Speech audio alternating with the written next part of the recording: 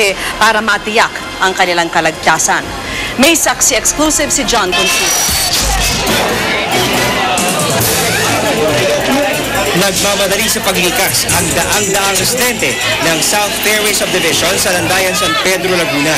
Sa halip kasing gumapa at kahit panaka-naka lang ang ulan dito, patuloy ang pagtaas ng tubig baha sa kanilang subdivision. Lalo pa nga pong tumaas eh. Ngayon, tumaas po siya. Approximately mga 1 to 2 inches po.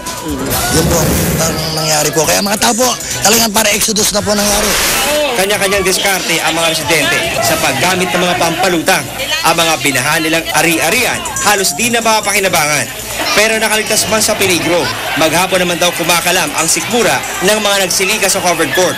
Mula kasi ng manalanta si Odoy, hindi pa raw sila nakakain ng maayos. May mga bata pa po, hindi na po talaga namin alam sa amin pupunta ngayon.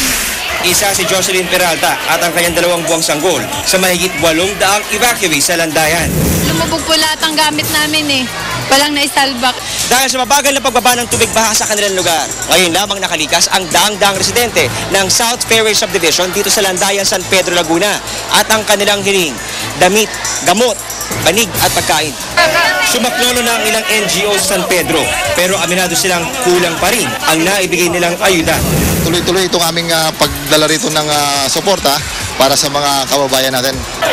Ako si John Consulta, ang inyong saksi. Halos humupa na po ang tubig baha sa karamihan sa mga bayan